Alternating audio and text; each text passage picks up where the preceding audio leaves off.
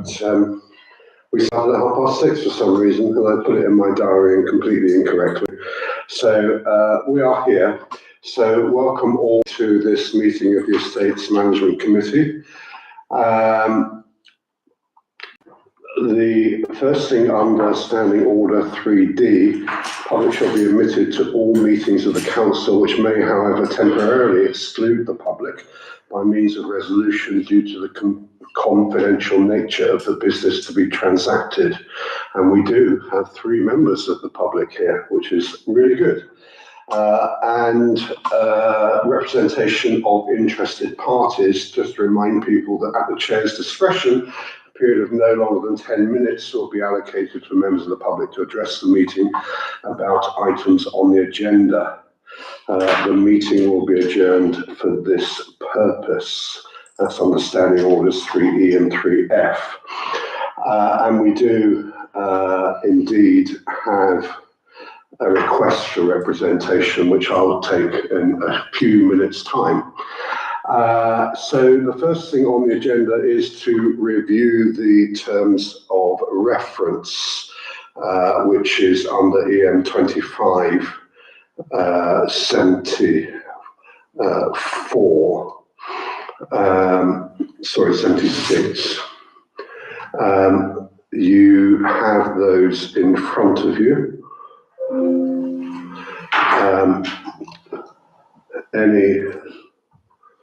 John? Yeah, there are 2 things. One, the amount in right, which you already referenced. 2, the last bullet says to develop a 3 to 5 year plan of activity. I wonder if that ought to be 5 years, because Standing Orders say we should have a 5-year budget now. Yeah. So simply having 3 to 5 year plan of activity is not really going to help us with a 5-year budget. So the last point, I think, should say 5-year plan, and the penultimate point should say a budget for the next 5 years, or a budget for the next year in detail and for the subsequent 4 years.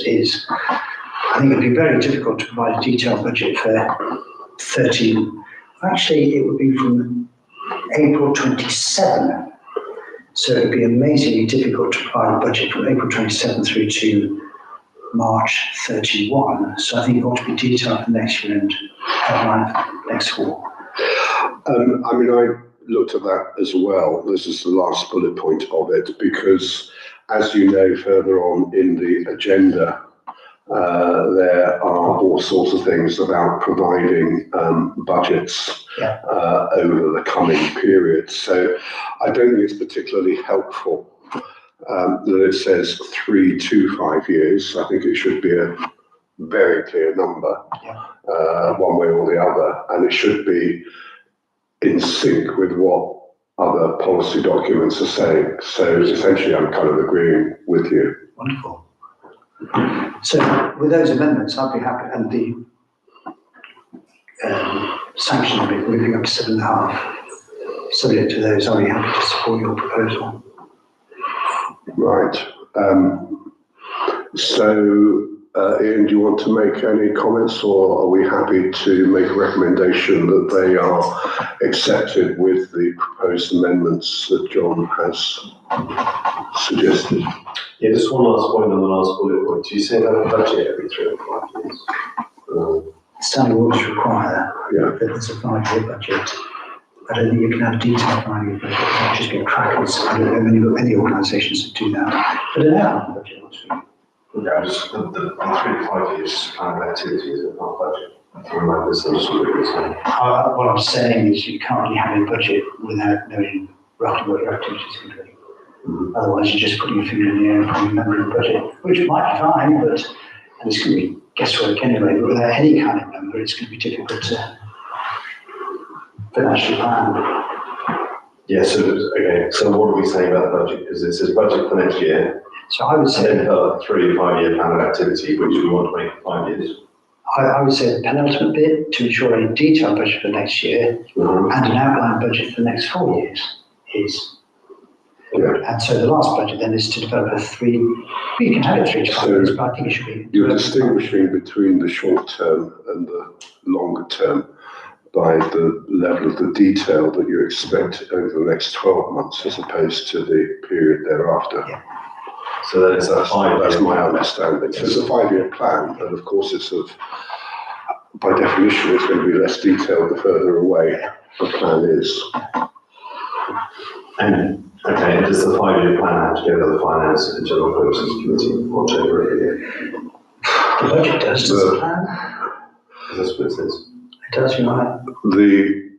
Well, I've already been working on it and I was going to come to it under this different agenda item, where as much as it is a finger in the air, there's still some sense of trying to put a number on certain things. And some things can be done quite well because they're actually just recurring, if you see what I mean. Yeah, that's fine, as long as it's Right. those two are in. So did you get that amendment? John's proposing it. So I think you're proposing it. Yeah. Ian. Seconder, Ian, all in favour, say aye. Aye. Aye. Excellent, good. I think that's a sensible amendment. So let's now move on to 20. Sorry, and you've got the Yeah, number amendment as well, haven't you? The number amendment was already on there, yes. Yeah. So it's just the last 2 bullet points that need slightly amended. Yeah. I'll send it through to you. Yeah, we'll check just it clarify out. that. Yeah. Before it goes to full council. Next agenda item, apologies for absence. We've had an apology from Councillor Councillor Gordon. Cheshire, but we've had apologies from Rob, but I thought Rob had actually stood down from the committee. He stepped down. Yeah, he has, but I didn't really know how to put it on there. I didn't want to Well, take him off. he stood down, so, I thought he was just having a temporary break. He stepped down. Okay. So Yeah. just remove him from there for now. Yeah. okay. So, are people happy to accept the apologies from Councillor Cheshire? Absolutely. Okay, in which case let's move on to declarations of interest. Members will be familiar with these. These are declarations of interest from members under Section 50 of the Local Government Act 2000. First of all, to declare any disclosable pecuniary interests, and secondary, to declare any other interests. Any interests? I thought yes. One of the applicants for a place in the courthouse was known to me about 32 years ago Right. as a pupil at school. That interested will be noted, particularly when we come to that. John, any interest? No? Right, thank you very much, in which case let's move on. And we do now come to what I mentioned before, representatives from interested parties. And sir, you are here particularly as a resident of St. Peter's Road, and you want, as I understand it, to talk to us about the rugby club plans. Yes. So the floor is yours. I don't know if you want to come and join. Yeah, which is partly so that you get caught on camera as well. Although that said, it looks as though you're. Oh, you can see my, Yeah, don't worry too much. my name's- So welcome anyway. Thank you very much. Floor My is name's yours. Chris Hines. I live at 33 St Peter's Road, so that's the bottom end of the rugby club. Obviously, I want to talk about the rugby club proposal because they have a really significant impact on everybody that lives along that road, and not a good impact. Hitherto, the club have been pretty good neighbours, and saying people enjoying themselves, etc. Nice green space, all that kind of thing is really positive. But these proposals, I didn't realise fully, because when you read planning documents, it's hard to pick out the actual details of really what it's going to be like. After the event, you learn more, and I realise now that the impact will be even greater than when I submitted my objections to planning. Potential 6-day-a-week impact or 10 o'clock at night, and also fundamentally, I think that it changes that area from being a green space to an intensive artificial sporting facility with floodlights, grandstands, all sorts of stuff, retaining walls, all manner of changes. And I think that changes it from being a public open space, green space, to something completely different. And my understanding is there's a process to be followed if something like that's going to happen to public land. that there must be proper consultation and a really detailed look at alternatives, really. So I was thinking about it, and I don't want to just be totally negative, and I was trying to think a bit more widely about what possible things, what alternatives there could be, because, you know, everybody wants to have a nice rugby club, and it's a wonderful thing, and, you know, what could possibly deliver what they need, but also not ruin the lives of people along St. Peter's Road. So I thought the floodplain is a issue in that area. Obviously, the town pitch, as I call it, one outside my front door, probably is on the very edge of the floodplain, but certainly could be connected to the floodplain with excavation, i.e. to enlarge the floodplain. I thought, well, there are other pitches which are already floodlit, near the tennis court, which is already floodlit. They are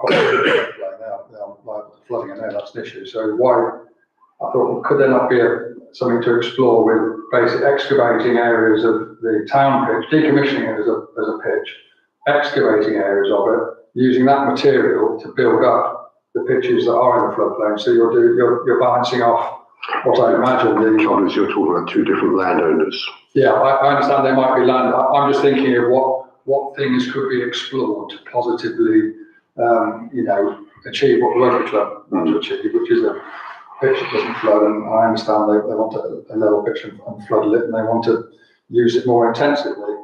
So land ownerships aside, I think that could be something that could be explored. And I know there are issues that have to involve the Environment Agency and their land and water teams and such like, but potentially, if that is in theory allowable, then it could provide a fantastic opportunity to create a different purpose for the current town pitch, i.e. a nature area connected to Snipe Meadows, making it wetter, allowing it to flood, which would be a huge public benefit, especially now we've got a big new development, you know, the Costock Meadows development and such like, and all those empty houses that are being sold at the moment that may suddenly find themselves looking down on the lights blaring back at them, and a totally different thing to what they might be thinking they're purchasing.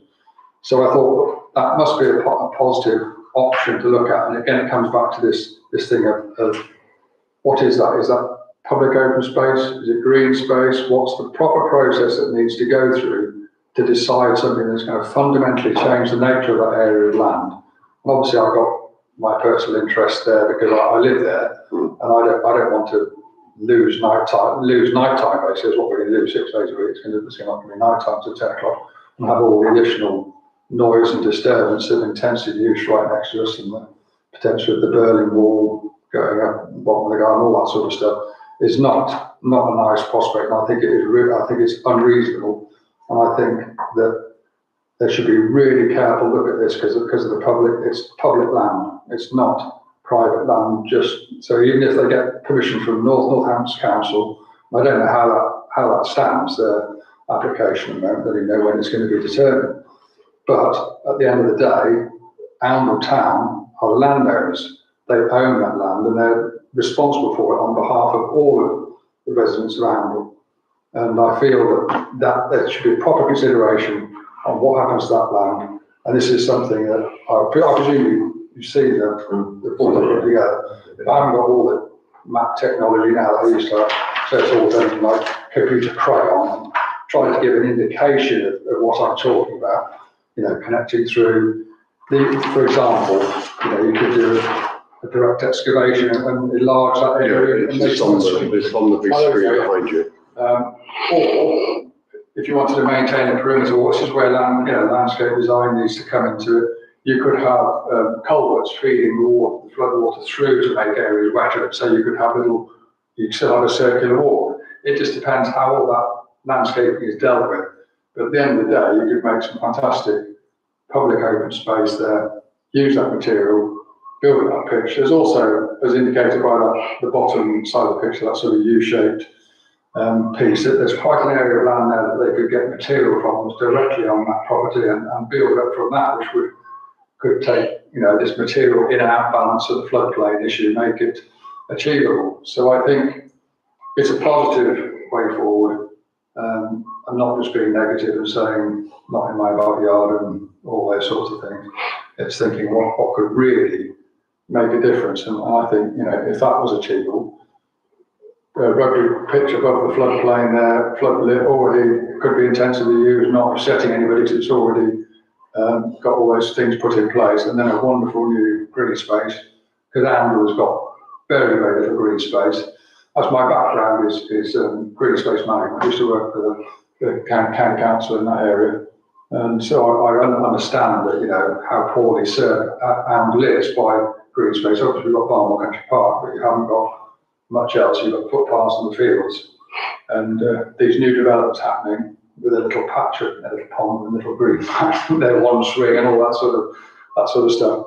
You can have an incredible wildlife nature facility there. Use the material, put it on there. So that's what I wanted to present to you. Thank you very much. I also feel from my experience of working in country parks and environment, we had to manage a lot of leases. We had a lot of leaseholders, and we were very conscious of making sure that the tenants operated within their leases. Even if the lease is ancient and it's expired, those terms will still apply, and the council should still manage that, what the rugby club looks like. My personal feeling, and this is it's only a guess, is that they've just almost like thought the land's there, they haven't bothered to talk to the town council, they've forgotten that it's public land, and there are other interests with that area, and there are processes to follow, and there are considerations on that land that should be really careful, because you're talking about permanent change, you're not talking about civic negative. And also, I think that they should know if they're not supposed to operate beyond a certain time, because I know the noise has picked up this last sort of few weeks, as there seem to be new vehicles, new cars, new robotic cutters and all that sort of thing going on. They obviously get a lot of money put into them at the moment, and that could obviously change, situation could change there. But that noise and disturbance is affecting people, and it's public land. So that's what I wanted to say, really. I'd be very interested to see a copy of these. I don't know whether it's actually public information or not, to see what the terms are. Sorry, the terms of what? To see a copy of the current lease. Is that public information? Yes, it's public information. It won't help you very much because the lease is up for renewal. Yeah, but the old terms obviously they might have things in it that might be relevant that you know, if it's supposed to be in public interest to have, then those sorts of things should be shone a light on about what the conditions are that the clubs can operate on that. They're very aware of what, they're very aware of what those conditions are, as are the council. Let me just first of all see if there are any questions from either Ian or. I've got one question just for Lisa. I was looking at the budget earlier. How much rent do we get from the rugby club each year? Very little. I can't remember, but it's something ridiculous. It's a peppercorn rent, isn't it? Yeah, it's negligible. No, it's a bit It's more than that. I think that. it's something like £90. It's less than £100 a year. They pay for two separate bits from what I remember. They pay for the pigeon club bit and then the rugby club bit separately. Because I think one bit was added on after the other from memory. But it's very little, yeah. John, any All questions? I would say is that, I know you'll talk about the next steps. You clearly worked hard on this, so I commend you for the effort you put in. No idea where it's going to go after our next steps, but I'm grateful to you for the work you put in. It's really quite an interesting, creative proposal. So, thank you very much. Your presentation is very timely because this was discussed at the last full council meeting to a certain extent. We are due to be meeting the rugby club in order to try and see whether there is a way of taking any of this forward. All I can say is that we are exploring all options. And that's why I say your presentation is very timely.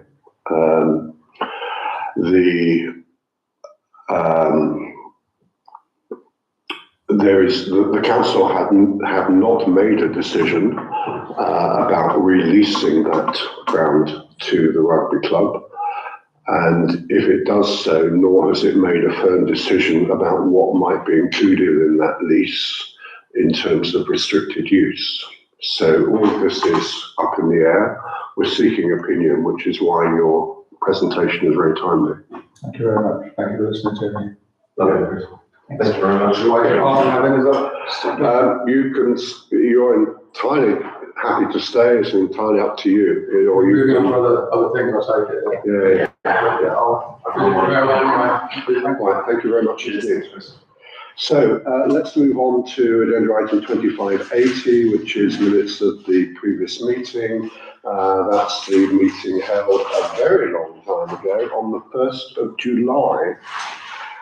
And I do mean 2025, just in case you're wondering. We have those minutes, they have been circulated. Thank you very much yet again. Does anybody want to raise any issues, or are we just simply happy to approve them? It seems a long time ago, and indeed it is a long time ago.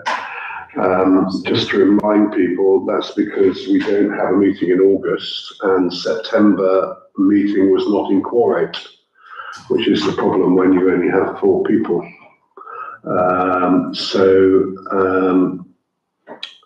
I'm slightly straying off the point. So are we happy to approve those minutes? John, is that a proposal? Proposing it. Yeah, you're proposing, you're seconding, all approved, thank you very much. In which case then, let's move on to reports.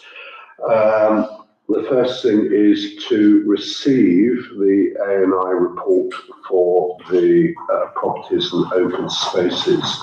And note that there is a minute here, or whatever you want to call it, that the finance officer has requested estates start discussing what projects they want to focus on for the next financial year. Is that not what we actually do fairly constantly? And think about budgets. So this is something that we do anyway. I'm not entirely sure why they seem to think it's particularly important to do that now. And again, it does relate to a paper that we will see later on about being very clear about plans for both this financial year, and we've already talked about the next 5 years. So I don't want to dwell on that. Clearly, the need to have clear plans are accepted and understood. So are we happy to receive those, that A&I report? John and Ian, anything you want to comment on in relation to it? No, I think for me it's quite a difficult report to get the I&E report is quite difficult to get my head around, because for example, we see in the cemetery we spent £48,000 against a budget of 10 for the Flitton House. It'll come up in a minute. We spent £80,000 on various bits and pieces against a budget of much less than that. It's not coming up yet. 16, I think. Say again? I think it's 16. 16. Yeah. So what I wonder is, just from a presentation point of view, if Yeah. undertaking capital expenditure items, should they be reported separately so that we can manage the repairs, maintenance, operational expense within the budget that's been agreed? And then the capital investment, which has been agreed by the council, is reported separately or included separately somewhere in the report, so that we can see that we're managing our day-to-day expenditure properly. This does not make it clear at all. No, and every time I read it, Yeah. I'm sort of alarmed, and I say, so, oh, what's that? And it's obvious And what I it think is. there's a disconnect between what is produced by finance and what we need for a management point of view. This disconnect is being pointed out ever since I've been chair, and we're still in the way, well, this is the way finance do it. Now, again, I don't know whether this is the time to intervene, but I do have a proposal about the way in which, if we're going to crack this nut of better financial planning and reporting, we need to do it in a different way. Yeah, And I have devised a completely different spreadsheet that will hopefully allow us to do that. But I was going to do that later on in the agenda, so maybe we can park it and come back to it then.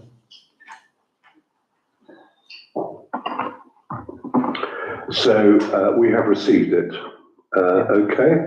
Likewise, we are then asked to receive the usual monthly property and open spaces update report, which is the document that Lisa produces.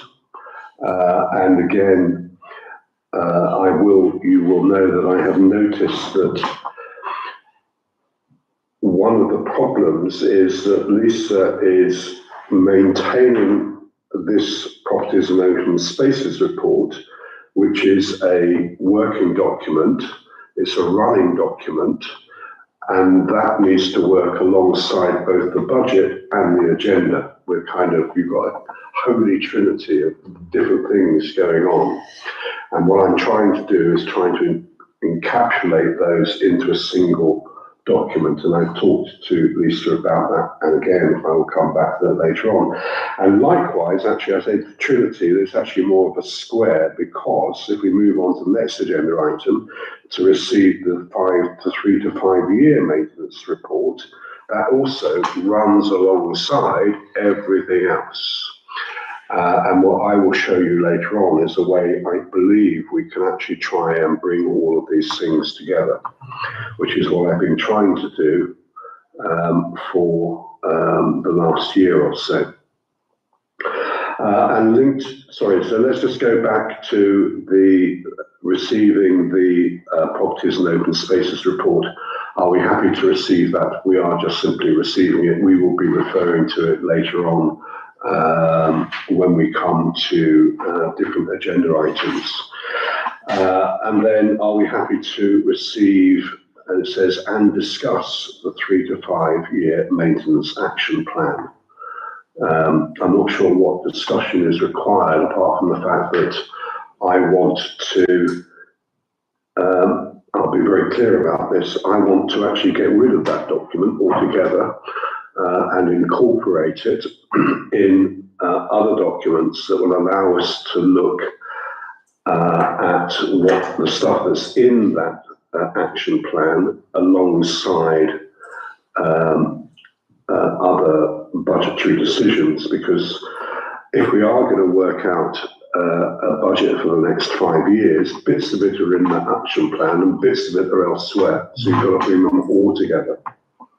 John? So the comment I would make is the one I've made before. A lot of this seems to be operational stuff, which the committee should be bothering itself with. That's reliant on the deputy clerk to carry these out. We shouldn't have to check with the deputy clerk to make sure that we the gullies around Fletton House. And in fact, if I look at this report, it's a list of things that need to be done. There's no sense of what's been done, what hasn't been done, what's due to be done, what's outstanding. It's just a list of items. And frankly, I'd get rid of it altogether. The other problem with it, I think, is that, and this is when I show you it later, what I'm proposing, is that there's no clear distinction in the management action plan as what is essentially being done internally by our paid staff, and what requires this committee to actually approve a quotation to get the work done. And therefore it should be in the budget, if you see what I mean. So I've tried to make those distinctions as well. So there's certain things like checking the gutters, they're done by our staff, and we need, that's, as you say, that's operational. All we need to be convinced of is that Lisa is happy and the clerk's happy that it's happening. We don't need to micromanage, and we shouldn't be micromanaging. What we need to know is where there are things which have a cost implication that we therefore need to sign off on. So I think that is a discussion. Ian, do you want to add to that discussion? No, I think you know, that document was never meant to be something that we considered as a group. It's something that's appeared on here for the last year or so, but it was originally just a list of aid memoirs of things that were decided by the committee, and we put saying next year we need to consider that again, and next year that file will come up, particularly for budgeting. But that's fine. And there was some link when it first started, wasn't it, to the way the school managed projects, I think, as I recall. So if we have a better version of it, that's fine. But it was never something that was for us to ponder over. It was more of a shopping list. I think Mr. Chairman, if Lisa comes back to this committee or to the FGP or however it's done and says, I need a budget of X to complete these items within the next 12 months, that should be enough. And then if at the end of the year, or whenever this committee determines, it's Lisa's role to come back, responsibility, I should say, to come back, or the clerk's responsibility to come back to this committee and say, I have completed everything in my action plan, with the exception of A or B, and then the committee can get involved. Yeah. So I think we're kind of actually wandering already into the next agenda item, which is strategic planning. Yeah. So with your permission, I'll say that we have actually received and discussed that 3 to 5 year plan, and we are now into agenda item 8104, which is a strategic plan. Again, it says discuss and decide next steps. We don't have a document as such, do we? Yeah. Oh, sorry, this is your document, yeah. So I'm going to ask you now whether or not you want to talk to that, John. Yeah, I do. So the strategy plan we agreed in September said that we would do 2 things from estates. One was to produce a 5-year maintenance budget by the end of next month, and it's a 5-year thing. So as I said, detail year 1, outline years 2 through 5, and the proposal there is that we need to, I think, assess whether walk around in August provides sufficient information to draft the list, and if not, we need to go around and look at it again. Any items which have been determined need repair or need attention on top of the maintenance plan that we've got, Lisa, we could create just a simple matrix. This is what we think needs to be done. This is when we think it needs to be done, and the rough cost of it needing to be done. So the left-hand matrix is simply a list of all the fixed assets that James has sorted at about £500, and the buildings. Mm-hmm. I think that we can't be done tonight. We don't have time to do it tonight. But my proposal in here is that if the August walk around and the fixed asset register is enough, it just requires you, me, Lisa, to sit down and say, okay, where's our list of things to be done? When are we going to do roughly what will it cost?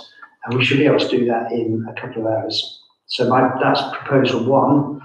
Yeah. If we agree that, we just need Lisa to find a date for the 3 of us to sit down. Proposal 2 is about the estates, and the strategic aim was to establish the extent to which the council's estate brings value for money to residents. I don't think anybody on this committee or anybody within the wider council has got the skills, knowledge, experience, capability to sit back objectively and say, this is what you've got, this is currently what it brings you, this is what it could bring you in terms of either increased rent, reduced expenditure, sale, rent, any number of things, knock down. I'm not proposing that. So I think, and Max, we talked about this before, you've indicated a cost of £3,000. Yeah. I don't know if the estate's budget has catered this. I suspect it hasn't. It's a professional fees budget that full council has responsibility for. So subject to comments from this committee, I think I should draw a proposal up to full council to say, let's appoint an appropriate commercial agent, as I've said here, to advise on the options available for the entire Butlins estate by the end of this year. That's going to cost us £3,000. I think I'll put that to council in a fortnight's time. If they agree, we just get on. So we would make a recommendation to next full council to that effect, We don't have. based on this proposal. Yeah, we've got the funding capability, because this committee can currently approve spending up to £3,000. I just don't think we've got the budget. So, again, I welcome comments from Ian in a minute, but I completely agree with your proposal, as you undoubtedly probably know, because you showed it to me beforehand. I think in particular, having a budget to have the kind of valuation survey done of the properties is not only desirable, I would say it's critical, because to a certain extent, until you actually have that in hand, you can't actually make some of these policy decisions that the other bit relates to. So I completely agree. Ian, do you have any views on this? Yeah, I'm sort of trying to work out what the purpose of the estates committee. There's a document on there called Estates Plan or something. I'd like to show them.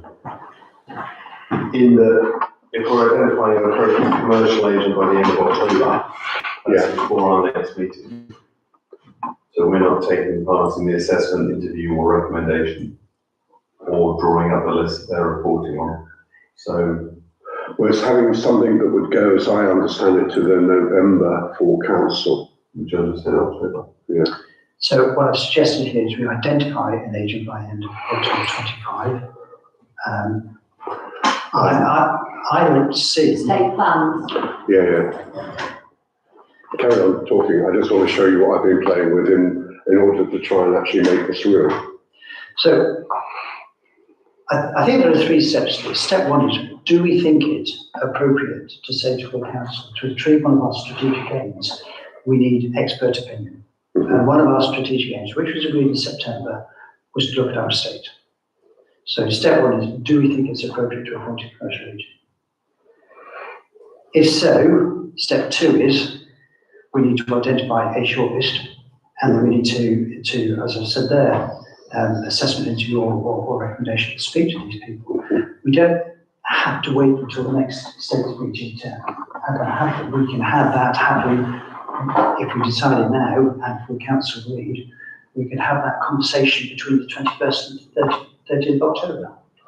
So, And the, sorry, Max, what those people. I'm concerned about is how it goes back to the previous discussion about trying to understand the requirements within a single document. So what, if I can just drive this for a while, what I've been trying to do here, and I think this is what we have to do between now and the end of the month, stroke early November.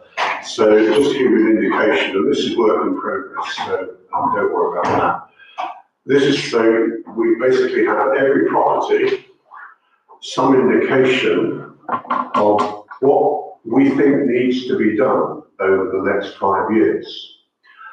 And within that, we give some notion of where the priority levels are. When, in some instances, so looking at here, there's certain things that we're being asked to discuss about Fletton House literally today.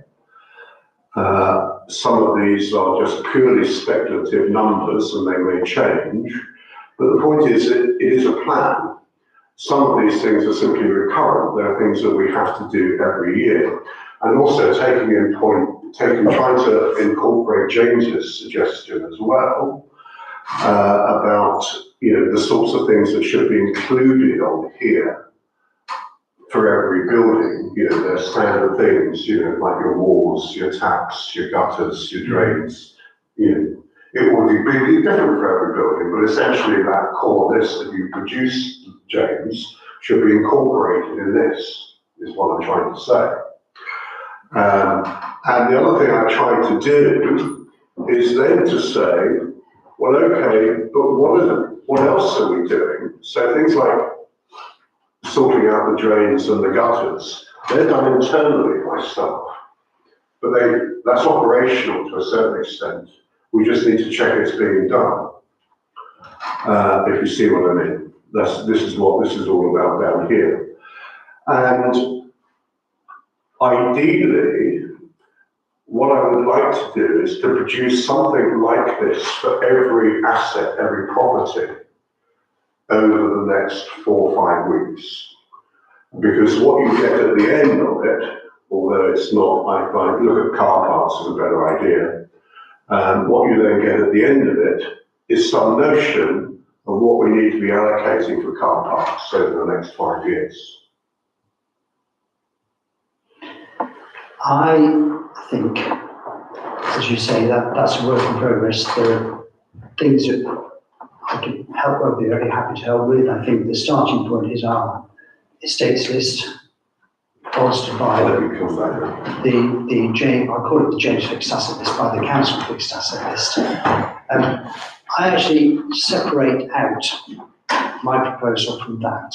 Yeah. Because this proposal here, in line with our agreed strategy, is going to take 3 to 6 months, maybe 3 months, 4 months until we get the report back. Mm-hmm. It's then going to undoubtedly take a month or 2 to discuss.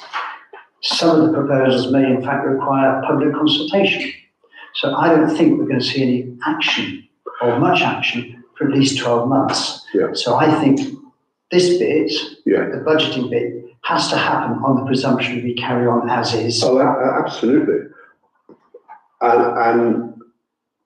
But it's a starting point. Great. And you know, it will actually help you to make some of those decisions. Because in here, you might see that there's a big bill coming up in 3 or 5 years' time. Yeah.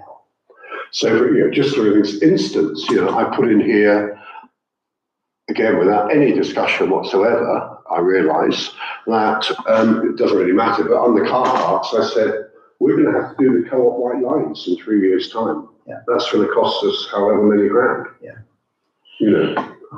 So it is trying to, I'm sorry to throw it at you like this, but I was looking at your paper thinking, yes, I agree with that, but you've got to have something like this first. I think that's going to be massively helpful for my first proposal about the maintenance Yeah. budget. We could sit down, as I said, for a couple of hours, you, Lisa, me, Ian, and just sort that out. And it's going to require me sitting down with Lisa and having input from others, primarily. But we could do that next. Yeah, We could do that before November F&G. I think so. That's my plan. Fine. So that would help with proposal 1. Proposal 2, just to kind of make that clear, I think the first thing is this council, this committee decides whether they agree we need to identify an appropriate commercial agent. If you don't, I'll take this straight to council. If you do, I'll take this to council with your support. The next stage in that would be to identify an appropriate agent and agree whether this committee can interview them between the 21st of October and the 30th of October, or whether we have to wait till November. But we agree the terms of preference along the lines of having collected this proposal. It just depends on what this committee wants to do. But we've got to allow enough time to make it happen. A point, B, for them to report, and then C, to discuss. So let's just take a question from Ian, then I'm going to try and move us on because we've got a very full agenda as well. So Ian. I'm still stuck on the identifying appropriate commercial agent, because presumably we have to go out to tender. Effectively. Yes, we would have to. But how between now and the end of October can we work out what makes them appropriate? I kind of thought John answered that, so I will try and answer what John is proposing, I think. So I've tried to visualize what John wants in the form of an amended spreadsheet. Whereas John, to use John's terms, that's taken a steady state, as is kind of thing.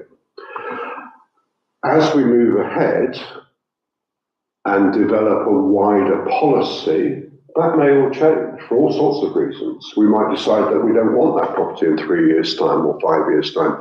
I don't know. But we need two things to operate in tandem, I think. I think we do. Take time to get out for the moment. Are you happy with that as a process? We identify somebody, we interview them to make sure we're happy with them, they're happy with the terms of reference, we agree the reporting timetable, Are you happy with that as a process? Forget the time. I think I need to work out what appropriate is. That needs to be the first step, and that's, so you can only identify who is appropriate once you know what you define as appropriate. But they're going to be emphatic. No, I think it's right that we agree on. You might say an appropriate commercial agent, someone called Frank. An appropriate commercial agent, I could add in there, if we want to make this a formal proposal, have identified an appropriately qualified and experienced land commercial agent. So not an estate agent, not Fred from around the corner, an appropriately qualified commercial agent. Okay. And if we were talking about fitting gates to Flatfield, and we said identify an appropriately qualified gate technician by the end of October. No. We're mixing things up. I'm saying that this agent should look at the big assets. I don't want you to look at the benches or the dog food bins or the Fletcherfield, because there's not much we can do with Fletcherfield anyway. So we're looking at the car park, we're looking at the James Strong Centre, we're looking at East Road car park, we're looking at QBH, we're looking at Courthouse, all those big buildings. I understand that. Just like I'm merely saying if we change the wording to a different thing, we would say to Lisa, can you please go and get 3 quotes? And we come back to the next committee meeting and approve one of the quotes. I can't see how we can identify who is appropriate and identify them as an individual before the next meeting. Because our role presumably is to have that degree of oversight. we've got to have oversight. Correct. Yes, but at the moment, that with or without timescale, we don't have that yet. Okay, Unless I've misread it. no. We're basically saying carte blanche, crack on. See what ends up. But I don't think we can advocate it. No, I mean, so what I said there is identify another point. So, okay. Surely we can identify more than one. I don't know. It just seems that it's a big call to do it without any form of oversight. Seems. I've got a proposal. Yeah. I'm going to take this to council next week. The input has been valuable. Sorry? 2 weeks. 2 weeks. I think I'll have it next week because it'll be simpler. In 2 weeks, I'll take it to council. I'll take on board all that you said and adjust the timescale. I don't really want to leave this until November to have another discussion because then it'll be December, then it'll be January, and time moves on. In the discussion we had in September council, we said we'd start this and report back to council in November. So I will, subject to something I'll comment on in a second, I'll rewrite this to take account of your concerns about the process itself. But what I really need to know is whether this committee supports the intent and the process other than timing. So I'm going to try and sum up and make 2 separate proposals which are implicit within the document that we've been asked to discuss and receive and decide next steps. So I'm suggesting that the next steps are twofold. One, that we agree to adapt the spreadsheet that I showed you, trying to bring together essentially for every asset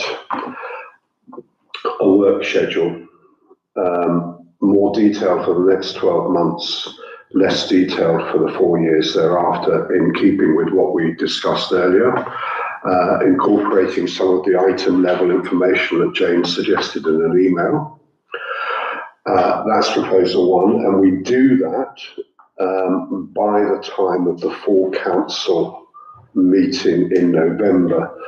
That will essentially, that what you're asking, all I'm effectively asking you to do is empower Lisa and I to sit down and put the flesh on the very small skeleton I showed you. That's proposal 1. Proposal 2, in a sense, is really not a proposal. It's essentially, I think, what we've agreed is that in relation to the second point in the document, the mayor is actually going to put a formal proposal to council in October, and it will be discussed then. The first one, I don't think you need an agreement, you just get on with it. Yeah. For the second one, I'm happy to. So are we happy with what I've tried to do in summary? Yes? Yeah, just one, again, sorry for being pedantic. Don't we need the walk around thing by the F&GP in November rather than full council? Because that's the first draft of the budget, isn't it? November? Yeah, so what in that spreadsheet I showed you, I would incorporate everything from the walk round. Yeah, council, we just said for full council in November. Yeah. But then you need it a week earlier than that. Yeah. Okay. You do. Yeah, you do. Yeah. Because it's got to be in F&GP in order to. So I think we've got an agreement, in which case I'd really like to move on, because we do have a full agenda. This is what happens when you don't meet for 3 months. So we're now on to Fletton House. We have to receive the Properties and Open Space Inspector's report that took place on the 28th of July. This is the walk round, essentially. All we're doing at this moment is receiving it. I don't want to spend a lot of time realistically discussing it, because, as I've just said, this will all then get implemented in these other documents that we've just been talking about. Realistically, that will all get incorporated into that document. So with that, does anybody else want to make any other comments? No, in which case then let's move on. We have been specifically asked to discuss the land to the east of Fletton House, which I'm trying to think where we are at the moment, over there, down there, and behind that door.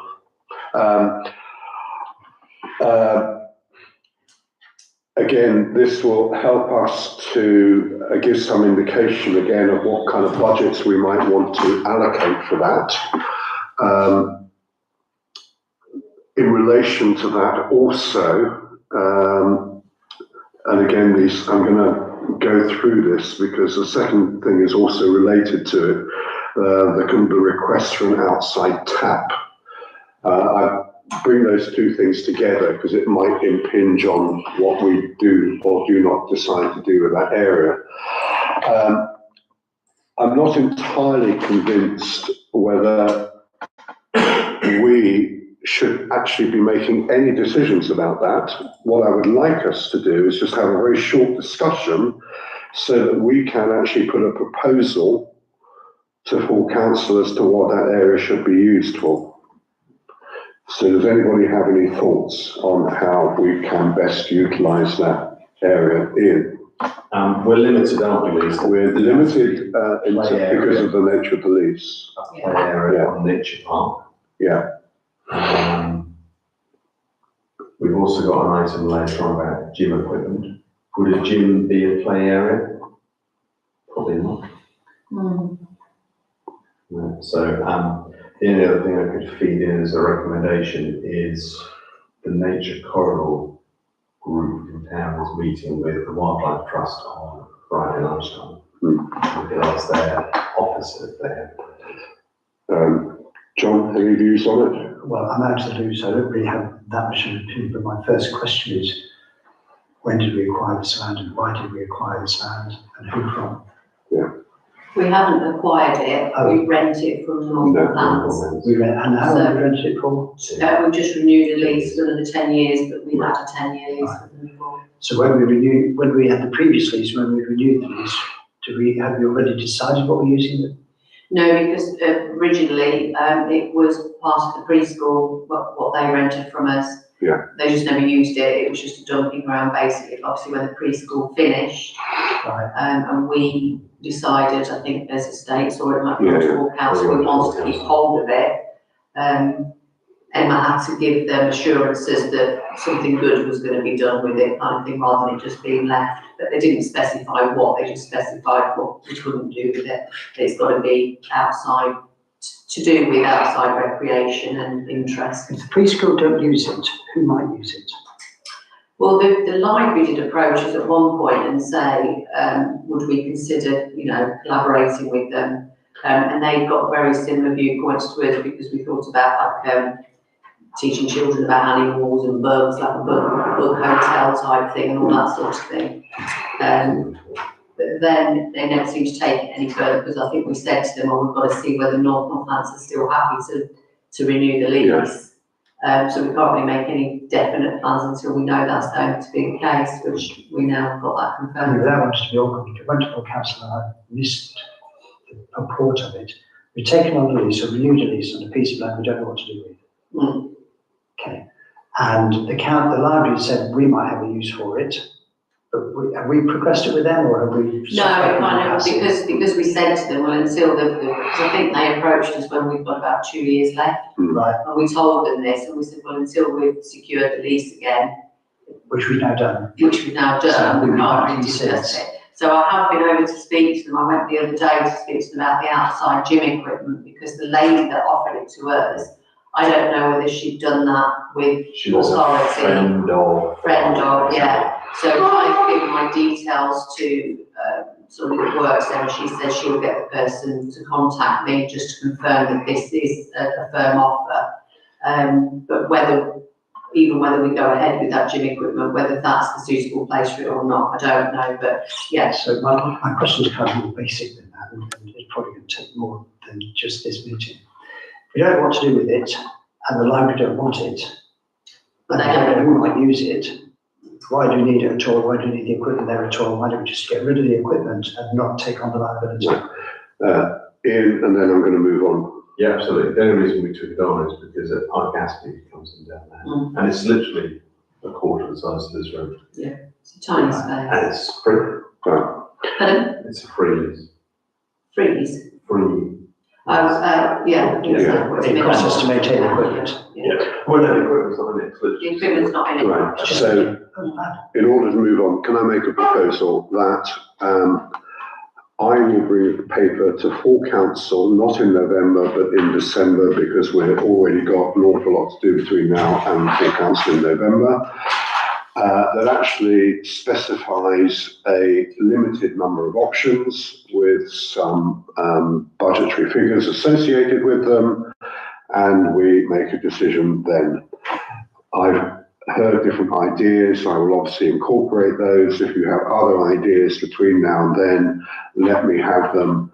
But essentially, I'm bouncing this to full council with a proper proposal. Okay? That's my proposal. Is everybody happy to second it? Yeah? All in favour? Good. Let's move on. So I've already mentioned the tap. We have a request from what was called the library lady. This is to do with essentially upkeep, primarily watering plants to make the place look nice. Now, we do not have a responsibility for the library, obviously, but we do want the area to look nice, and we do already have a number of planters, and going on to the next agenda item, 3 large planters that will also partly look dead and tired is because they're not being maintained, the stuff in them is not being watered on a regular basis. So I think these 2 agenda items, 03 and 04, are kind of related to one another. And I would like to take views on both simultaneously. Any views on Ian? Yeah, the tap is also to do the bit between us and the doctors. Yes. Yeah, rather than the library. I think it's a great idea. I think the fact someone's willing to help it is good, because that's not our land, but it does reflect on us. When any questions are, we have a price for it. Yeah. We don't know how much it would cost, what will happen if it freezes, and what's going to stop me coming on with my 1,000-litre cow bowser. Right. So it just needs to be a firmer proposal. I think the idea is great. Exactly the same with the planting. fine. In which case then, what I would like to propose in relation to both agenda items is that we get quotes both for the tap and for replacing the 3 large planters. Once we have that, quote in front of us, we then make a decision whether we go ahead. The planters is not replaced them, is it? It's just. I No, it's think, just what's in well, there. What's in there. Yeah. I read it, but the way I read it is that, well, it says revamping. Yes. I'm not sure. Well, okay, I think that whether If it's, they're sound. I still want to know what it's going to cost us to do it Okay. at the end of the day, because it may be that they do need replacing. I don't know. I basically put it on tonight, just basically to see if you agree to it, Well, I know because that- technically it's for watering something that belongs to the Precisely, doctor's yeah. surgery, so if you Yeah. didn't want to do Yeah. that, but like Ian said, it does reflect on us. Precisely. Useful. But my question is, have we actually talked to the doctors? Is their plant, Yeah, unless we take responsibility for every aspect? which we are not going to do. Let's not get into that discussion. I would, if you're going to produce something back to the council, I would want there to have been a conversation with the doctor's surgery about what they're doing about their planters and whether they The would. planters are plants. It's those, so if I get quotes for the work, Yeah, and then in some way speak to the manager, then Exactly. ask them what they're prepared to do to contribute, we're happy to help. exactly. Okay. Okay.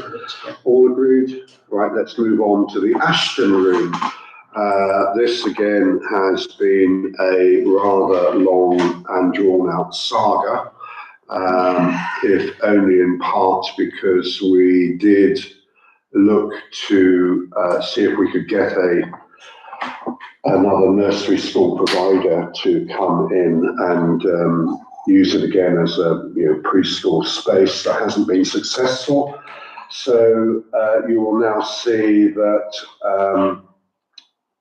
we're now looking at reconfiguring the toilets, having a shower, looking at the old office and the kitchenette as well.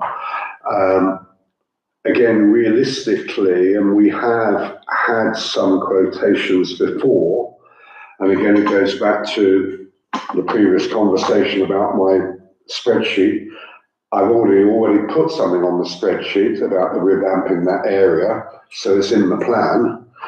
I'm not quite sure what we're really being asked to do here, apart from the fact maybe to agree to give the go ahead to formalise the quotes on those conversion costs. I think that's just feedback. I've got no sense of what the benefit to us is, how long these people are using or going to use the room for. If we're not getting the facility used by children, why are we having a children's toilet refurb? Why are we making We're not refurbing them into children's toilets. So what you Children's at the moment. to how to make it an adult child facility? So I guess my question is, I mean, there's no proposal here, so I don't know what we're discussing.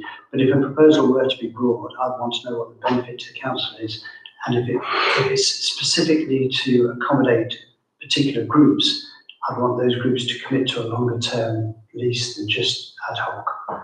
Because if we're going to invest that money, what's the payback?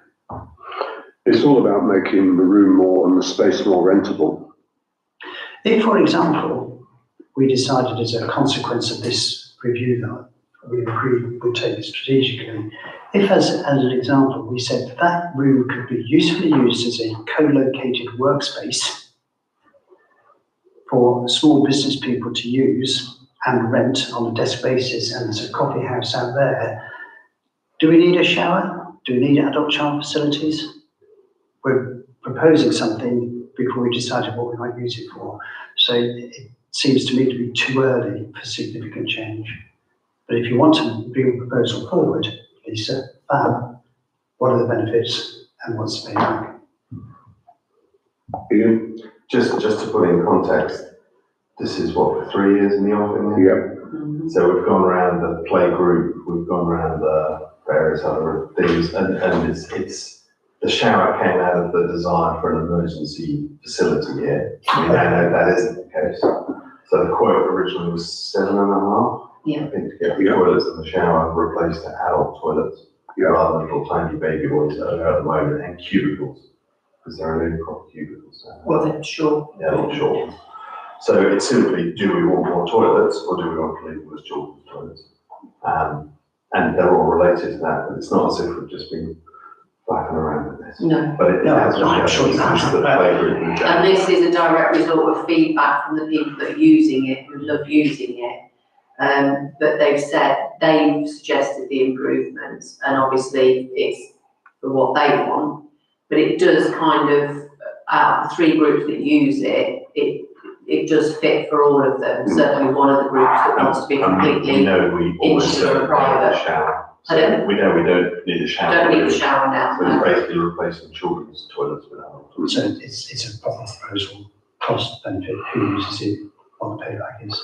And if you want to do it now, fine, can't wait till we've already waited 3 years, so another 6 months, I don't know what cost that will be to us, or what inconvenience it will be to the hirers. So But whether we want to make that investment, whether we want to make capital investments before we get the report back is a question.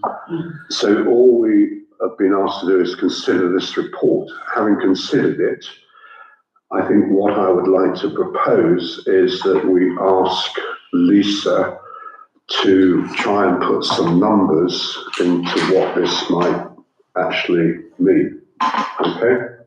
Numbers and benefits. So it's just a toilet refurb, there isn't no Yeah. shower and a kitchenette in the office.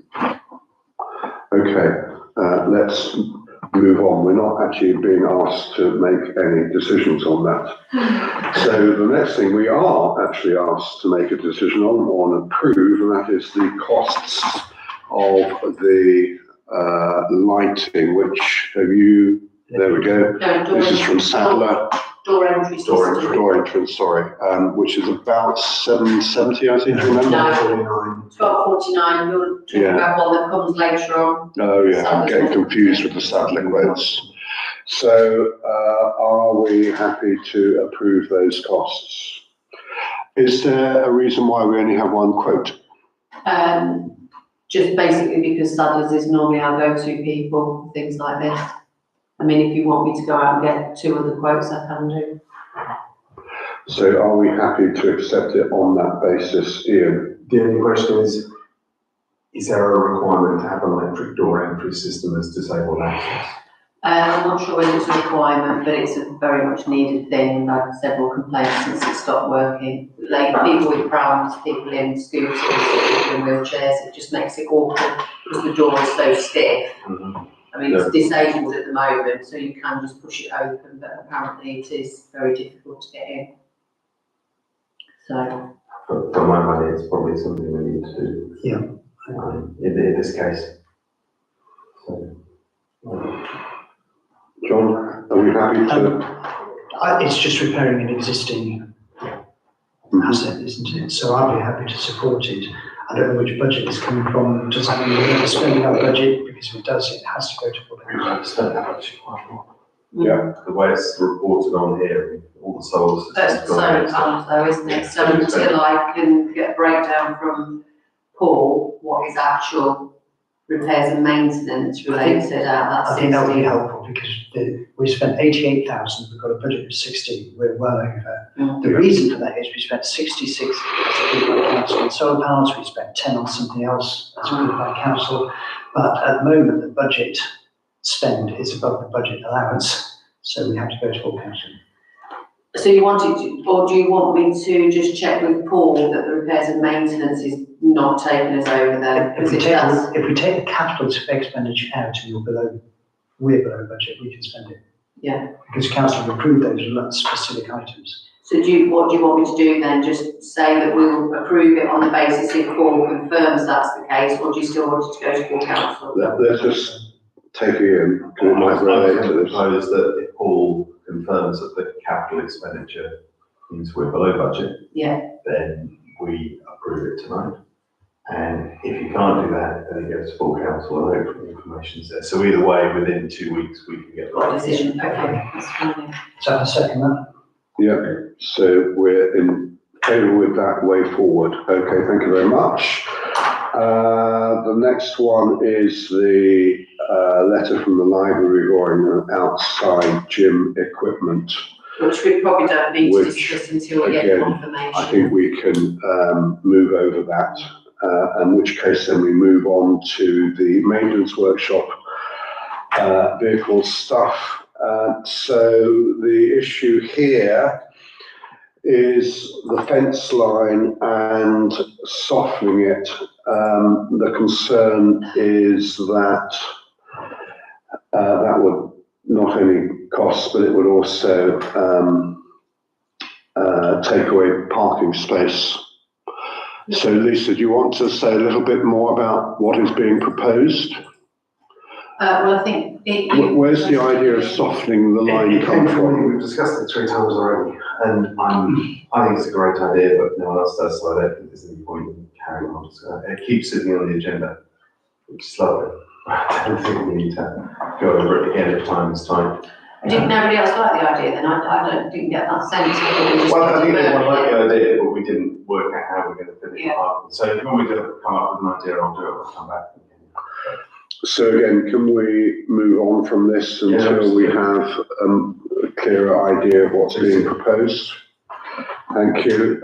In which case, I think that's all on maintenance. The other information on vehicles and equipment is just really for information. So we are happy to receive that. In which case, then let's move on to the hardware. There's nothing to report. I like that. And now we go to the courthouse. This is 8501. Consider the 3 potential tenants who have expressed interest in Annex Office 3. And you have declared an interest in relation to one of them, which we will note. Normally what we do, just because I don't think you've ever seen this happen before, John, as a member of the Estates Committee, is that these things tend not to go to full council. They are dealt with entirely within committee. When we have a vacancy, we look at the applications and we effectively approve one or other of them. So we have 3. We only have one now. Well, there's only one. 2 have that. The other 2 have come back. Well, in which case then that rather helps the decision-making process, does it not? Except, But yeah, carry on. sorry, even if you've only got one, We still have to decide whether it's appropriate use. yeah, so A, appropriate use, B, reference checks, C, what are their financials, what are the rent levels, what are the lease terms and conditions, is it simply a repeat of the leases we've currently got, when we are, I think, certainly anecdotally aware that current rental levels are low. So what's the process of agreeing the lease, discussing the review of their financials to make sure the covenant's good, or do we just accept? So again, you would not have been present when the last time we discussed this. I'm trying to remember the lady who went into one of the other things. So we had long discussions that went to cost us an awful lot of money because it went to our lawyer, who was basically telling us, because we were recommending that they be put onto a short-term lease on the basis that we didn't have a long-term strategy for the building, relating to the previous discussions and papers. The lawyer basically tried to tell us, no, we have to give them a 5-year lease. And I said, no, we can give them whatever lease we want. And we did finally agree that after backing it backwards and forwards with the lawyer. The lawyer also felt it was inappropriate to have one tenant with different terms and conditions from others. Just telling you what the lawyer thought. Different kind of legal, Yeah. that's okay. So realistically, they would be offered the same terms and conditions as the last tenant. And yes, we always make the kind of credit checks that you referred to as part of the process.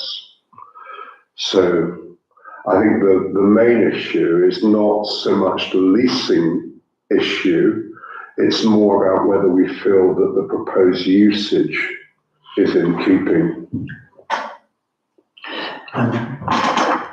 Does this, I think this terms of reference here, this committee looks at the lease itself. I've never seen the lease, so I'd be very happy to have a view. I've got no comment on his use, their use. I don't Sorry, know. let me just turn this. I can't see an objection to the use of it. I can't comment on it. Very nice.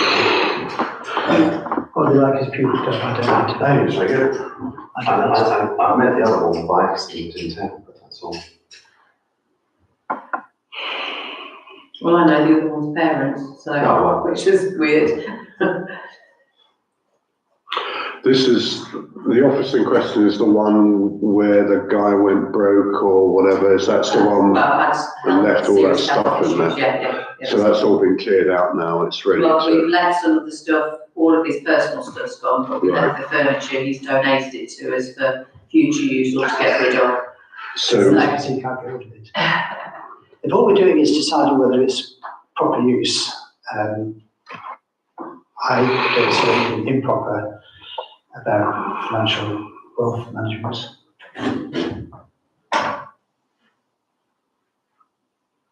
Well, I wouldn't mind seeing these. Do you want me to send you a copy of that? Well, that's the old issue. And there were certain issues we had previously with utility ratings, weren't there?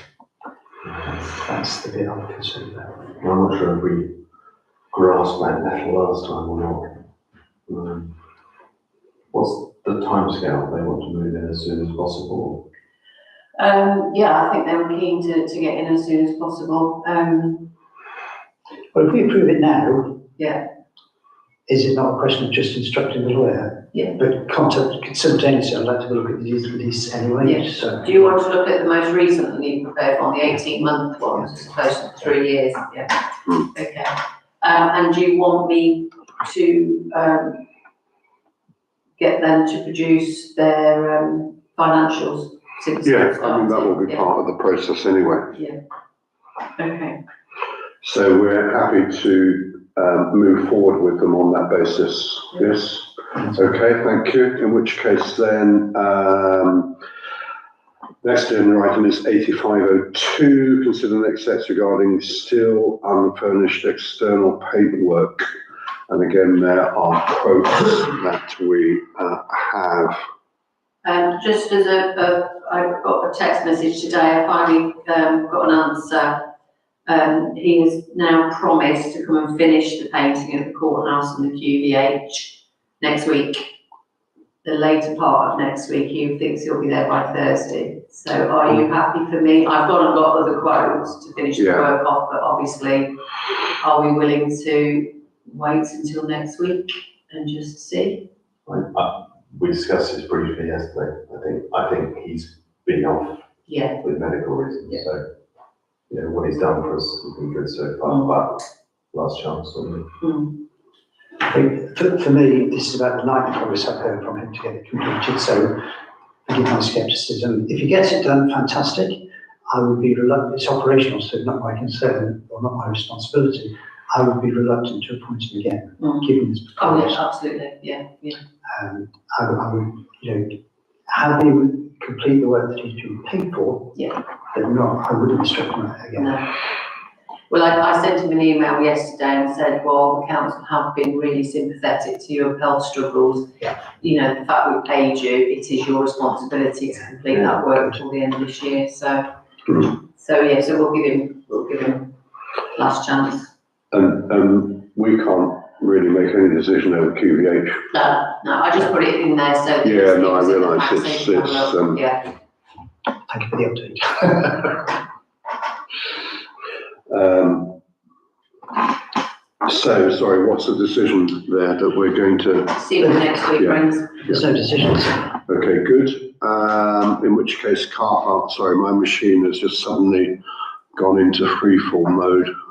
2586 is car parks, Yeah. parking, discuss removal of abandoned Yeah. entrance and decide next steps. This is to do with the co-op car park, which again, we discussed at full council last month.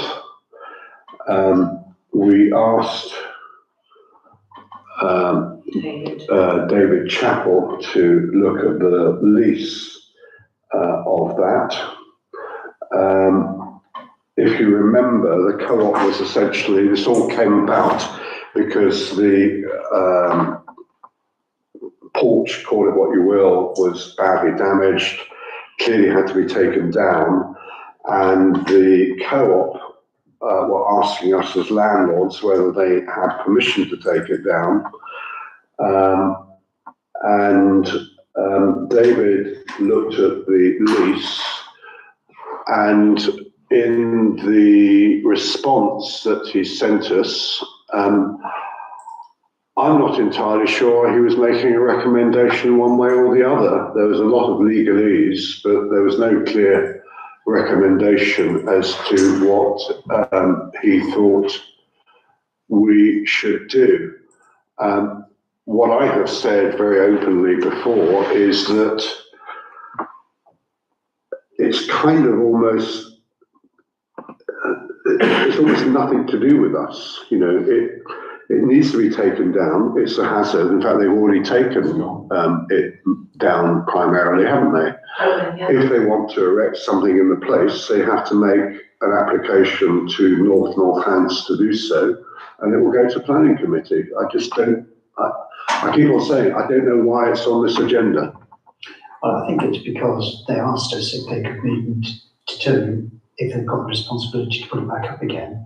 And my interpretation of David's advice is it's not release, it's not a license to alter, so I don't know why it's there. If they don't want to put it back, I think we just say fine and move on.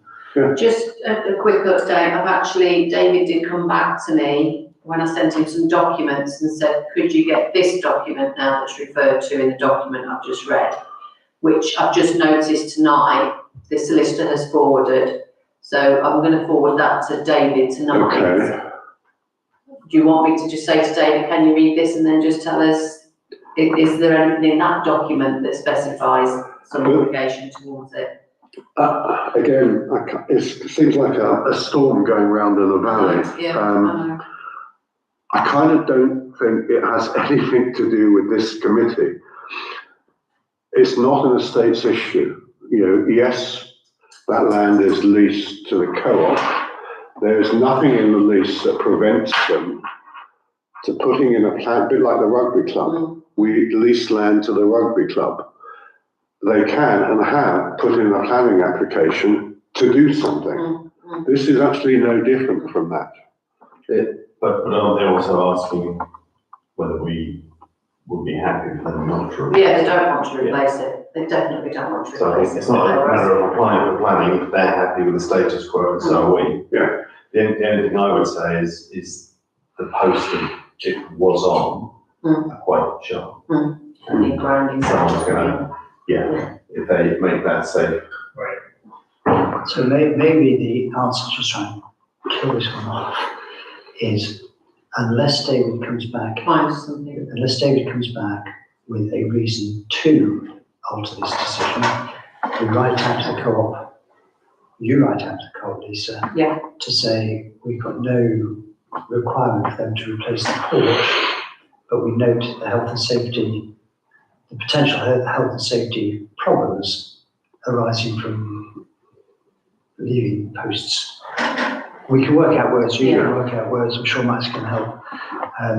But rather than keep bringing this back to this committee, that would be my proposal. Unless Councillor Chappell says there is a reason to demand they replace it, we write to them after David Chappell's response to confirm we have got no requirement for them to replace, except to Make it safe.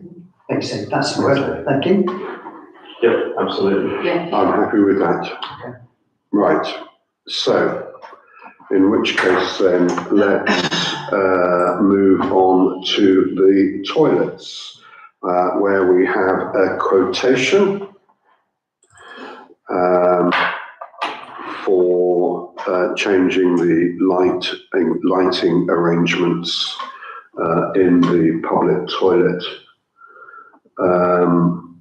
which I'm just, have you got that? Yeah, this is the Yeah. Sadler's quote, but I got the two quotes mixed up. Yeah. Yeah, this is the cheaper of the two. This is the one that's 790 or thereabouts. And we've got our own budget of 2,000. Yes, it's in budget. It's on my spreadsheet. So your It was there as part of the walking tour. It was actually there on the walking tour a year ago. It was. So finally, we've got a quote to do it. Are we happy to approve that quote? John, Ian, yes, good, let's move on. We're now on to other properties and open spaces. Rugby club, we all know about the rugby club. There's nothing really to say there other than what was said in relation to the earlier presentation. We do have a meeting with the rugby club planned to try and move that forward as agreed at last full council. The rec ground, there are issues there to do with damage on the thingy. Yeah, well, the first one, I just want you to agree, based on this RPM quote, you'll notice in the multi-unit option 1, option 2, the Yeah. HDP plastic decking is quite a lot more expensive than the Mexi deck. Yeah, This is the price for this company to come and do it. But maintenance have said they can do these repairs in-house. yeah, So I just wanted to know which one do you want to go for, the more expensive? Yeah. I think I put links for you to see how much it is per sheet. Do you want to go for the more expensive one that lasts roughly about 10 years, according to what this lady says, as opposed to the Mexi deck, which is cheaper, but only lasts 5 years, or around 5 years? Although our maintenance team said it actually lasts longer than that, but. the difference isn't that great. I don't, Well, if you look at the Personally. price of the actual per sheet, to just Yeah. buy it online, it's, I mean, is the more expensive quote, shall we say, more durable?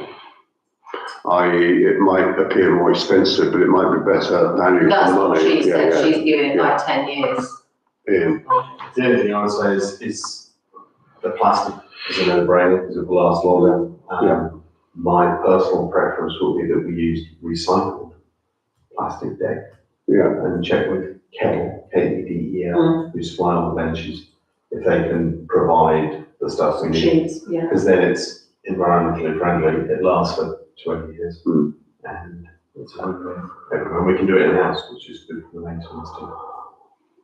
I'm not actually clear how much we're proposing to spend. I've got a list of prices which I haven't bothered to add up because you've got multiple options. You've got options to replace a seesaw or a springer. You've got options to replace a multi. No, I'm not asking you I'm to not- approve these ones, John. no. This is her recommendations, Right. Yeah. and these are all things that are not urgently doing this second. They're all things that we plan to do Yeah. before the next report. Yeah. But some of these things have been identified by maintenance as things they can do. So we can Yeah. just buy the product and they can cut the templates Yeah. and replace them.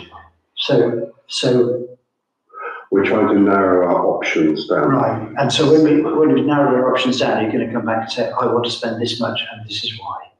Unless it's, I mean, if we're doing little bits at a time, which is what we intend to do over the next year, most of those bits will be approved by Emma. But what I wanted to know is which way you want me to go with the plastic, with the stuff that we already use. Yeah. Because I was as well going to get another quote from some other playground people, but then when I spoke to maintenance and they said they could tackle a lot of these issues themselves, I thought, well, that's the best way, because that's what we used to do when I first started, but then for some reason we stopped.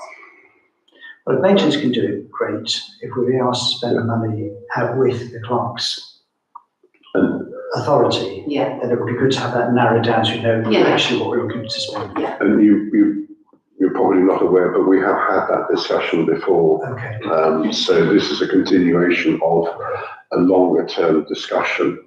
So, So not actually being asked to spend the money today. no, yeah. no, It's just a principle. just in principle. So I think what you're getting the steer is we want durability and value for longer term Yeah. money. Okay. Perfect. Okay, good. In which case then, where are we now? 2580. Yeah, this is the Half that. approved costs for half pipe repairs. If I might, Mr. Chairman, in the conversation Yeah. somewhere, it talks about repairing the bits that they've recently replaced. If they've recently replaced them, why are we paying to repair stuff that they've only recently put in? Shouldn't it be No, part I of think their? it's the other bits that they had, so, Oh, So the stuff on the left is Yeah. replaced a few months Ah. ago. and now Yeah. these bits have gone. okay. Well, that sounds really like a health and safety thing. We need to get that done. What's the cost again? 2250. Again, just to give you some background, John, we have, at least over a year ago, talked about replacing the whole thing. Yeah. And again, you'll see that it is actually on this, well, it will be on the spreadsheet. It's on the older version of the spreadsheet. And the view that we took is that you're talking about somewhere between £250,000 and £500,000, which probably means that we would need to make an application to an external funding body for that to happen. So we are kind of plastering over the cracks, unfortunately. Realistically, it does, well, one option would be replace the whole thing, but that is just simply not within our scope and budget. So we're trying to keep it as usable and as safe as possible. Okay.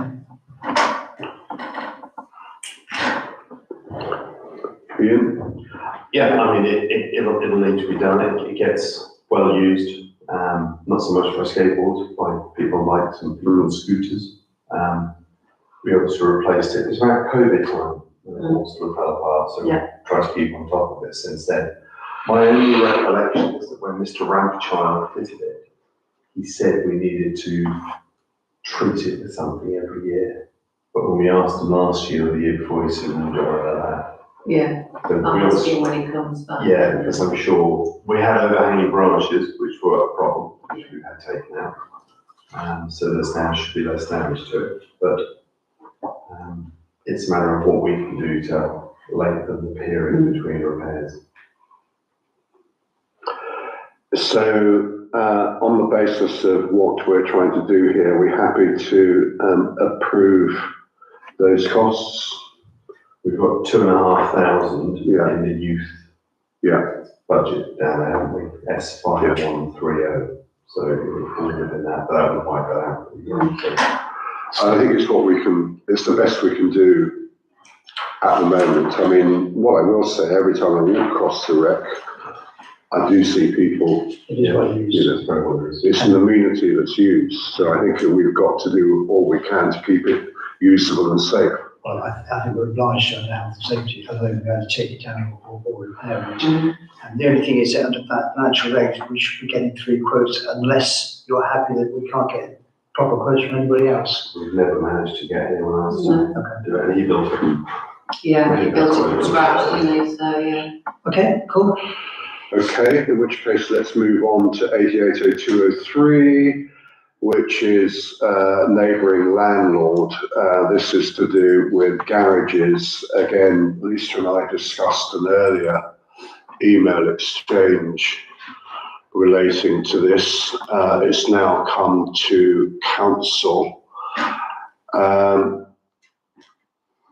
When Lisa and I discussed it before, and this is before this email arrived, the view I expressed was to point out that we do have all of our trees surveyed on a regular basis.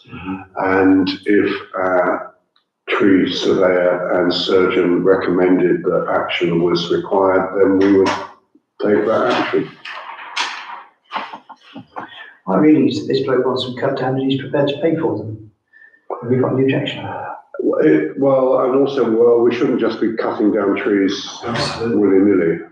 No, so if the tree surveyor is saying they shouldn't be cut down, Sorry, I'm getting confused. The tree surveyor is looking at it from the point of view of the health of the tree. Yeah. And that's it, Yeah. telling us what we need to do.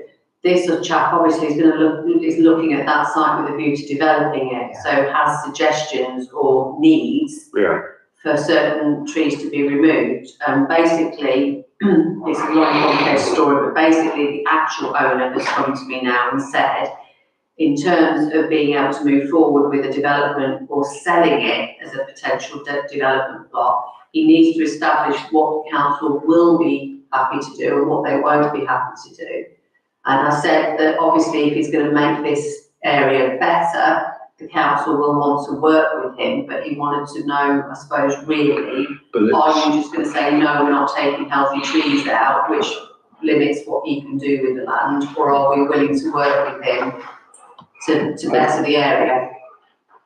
John, and then I'll try and move on. Well, just a question. If he did make a planning application which involved removing the trees, what would North Northampton planning people say? Would they say unlucky mate or? No, there's none with TPOs on there. There are TPOs.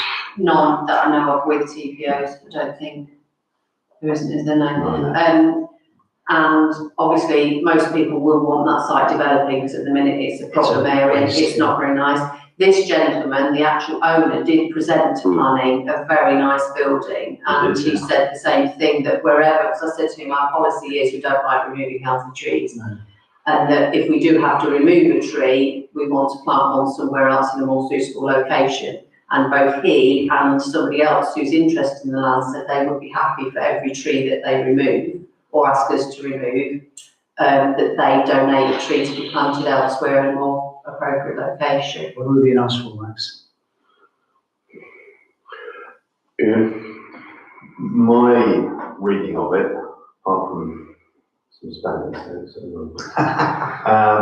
is they want what sounds like carte blanche to chop down trees that they want to chop down. So they want an agreement in principle that we would be willing to let trees be cut down. There are 8 on the quote. So do we get the quote or did he get the quote? Well, it was kind of both of us, yeah. So he then says this is only a fraction of the trees, but there's not 80 trees between the skate park and there. No. So I think it's probably the majority. It's not clear who's paying for it, and that seems fundamentally wrong. And it's not clear how many are being replaced. If he said, we'll chop 5 trees down and plant 10, A, where would we plant them? Because we haven't found anywhere that we can plant the trees.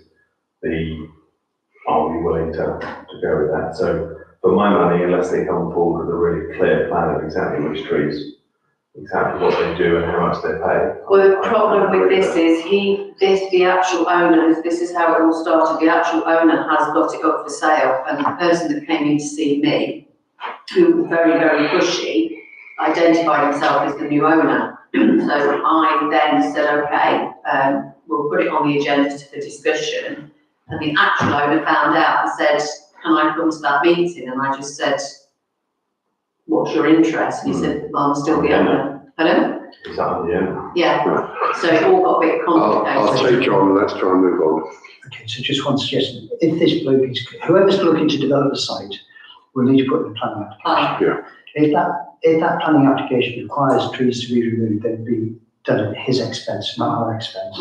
My suggestion is that we do nothing. We just say you need to put in a planning application, and the consequences of that will determine our actions. So, Because we are otherwise making decisions based on what? I think all he wanted in principle was that we would be happy to look at any proposals and work with him where we can. I think that's all he was trying to establish. So let me just try and sum up, and then we can move on. Effectively, I agree with what John has just said, and I also agree with what Ian said earlier on. It's difficult to understand what he's asking for. He seems to be asking for some kind of carte blanche, will you cut down these trees because then I'll be able to develop my site more easily.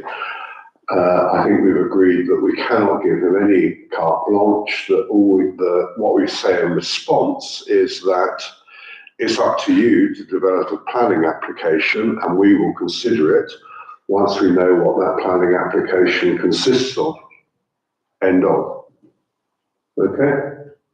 Right, let's move on. So we're now on the final page. Hurrah! This is to receive an update on boundary fence next to 57 Gordon Road. That's nice and short and sweet. The update is there is no update. Yeah. No response So- to my emails or anything, so. What do people think about next steps? Burn the fence down. Not sure we can do that. I thought we just, for me, and it's been discussed before, fine, I hope to go against what's been discussed before, but if we need to make a decision now, I think the fence needs to be replaced in its original position. Because what will happen is if the fence inevitably needs to be replaced again in 20 years' time, it's too late. People have already moved on, so they do it now. Do you want, what I think though is that obviously it's just been an email, it's just been emails from me. Do you want an official letter I think it's sufficient. I think it's we need to Yeah. of the game? Yeah. And do you want me to give them a deadline and say you want it removed by the end of the year or? What about, we'd like to reply by our next meeting? Yeah. Well, A plan, yes, a plan by our next meeting. by next meeting, a date by when they'll replace the fence. Relocating. Relocate, there's the word. Confirmation of a date by our next meeting, Right. and ideally by the end of this year. Yeah. And we must be prepared, I think, if they don't come back, to go straight to a lawyer and have a lawyer write it, Absolutely. because otherwise they'll just do. They will. Okay. That's Okay. okay. Are we all happy with that? Absolutely. In which case, let's move on to other green spaces. A display of flags. Prohibited without express written permission of the town council. Decide next steps. It seems to me that if they are being displayed without the express written permission of the town council, then they have to be taken down. If it's on town council property, we Yeah. can't take it down if it's on town. It does say on Yeah, yeah, on, Sorry. Oh, sorry, Yeah, yeah, right, yeah, Yeah, no, absolutely. that's it. is Get end of. Anything else to discuss? Get Robbie on the case. No? Okay, Fletton Field, to receive the minutes and associated documents of the last two OTC FFA working parties. We're happy to receive those documents. Does anybody wish to make any comment on them? The only point I've got in September, we're told that tree surveyor, somebody has commended the planting of the trees, which is fantastic because 4 of them have died. Oh, no, They've been- so they're the ones that Kia That's right. apparently planted and then subsequently died, so Kia are giving us some more.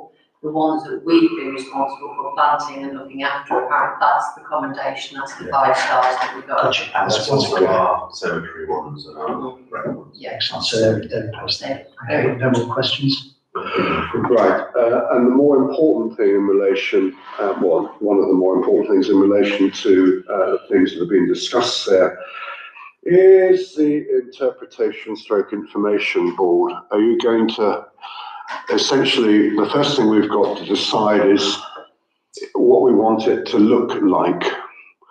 Do you want to show us, Lisa, Yeah. what has been suggested? Have you got them there? One,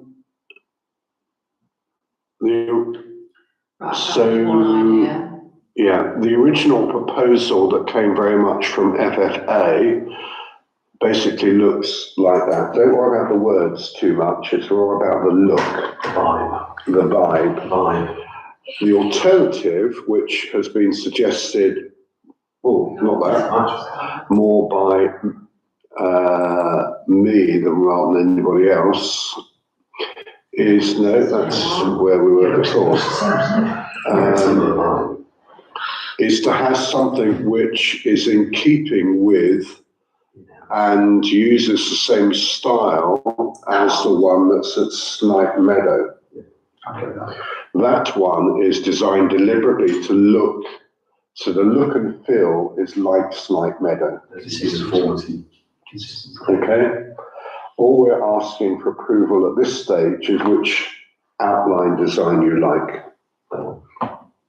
John? Right, so we have a decision for you, Lisa, to move ahead. Rebecca will then mock it up, but we also need to agree, approve in principle, the budget that we feel that we can allocate Well, to that's this. these are the people that did the Yeah. Field one, and that's the quote. Yeah, I mean, we don't, obviously what we, Pardon? Did the Snipe Meadow one. so we're agreeing this in principle. The quote may change because we haven't got quite the specification yet. And this is out of But are the. we happy to quote, I think it would be 139 just that. to approve a quote, say up to 2,000. It's section 106 money. Exactly. Yeah, We've got 70 odd grand. Yeah, it's also, it's coming out of, it's not coming out of the state's budget, it's coming out of the, Section 106. yeah. Yeah, the Snipe Meadow one has been up to. and that, the boardwalk was done in, Well, the Snipe went up a bit later. yeah, it is. The nice lady with the wedding. Yeah, two. And. Oh, yes. It's excellent. It looks brand new. Yeah. Yeah. So I would say it's well worth it. Easy. Yes, so up to 2,000? Yeah. So we're happy to approve a quote up to 2,000. Thank you. Let's move on. So the next thing is other assets within the community.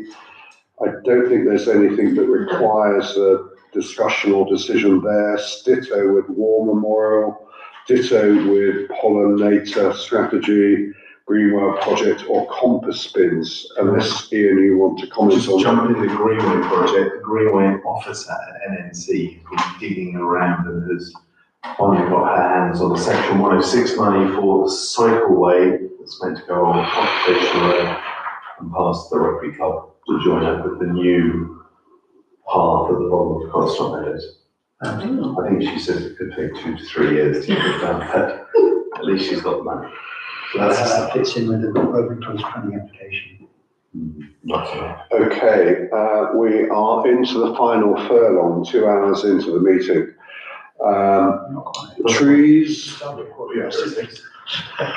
trees, ideally, we should be approving costs for all year one priority works. You've already done it. You did it at full council. Yeah, So it's done. Move It's on. already done. so we can move over that then. St. Peter's Churchyard, consider coal tar trial. This is to do with the path. Sorry, do you want to talk about trees? No. No, Ian. Well, we've obviously done the coal Yeah. placement. It's been there 2-3 months now. Yeah, It looks really good. I said, I've checked the stuff at the Great Hall. Yeah. That's all still there and it's weathering well. So I think, I just asked Lisa to put this on because I thought rolling it out further. And also the path through the wreck between the garages and the main field is crumbling. So if we could maybe do a trial there as well. But maybe on full steam ahead, half steam ahead would be good because it clearly works. And nobody's moaned about it in the churchyard or anything, so that's good. and this is stuff that's done essentially eternally, isn't it? We're not contracting this out. It's a bag, you bash it down. So my Cheap and it works. recommendation would be that we proceed as fast as we can with the internal resources we have. Yeah.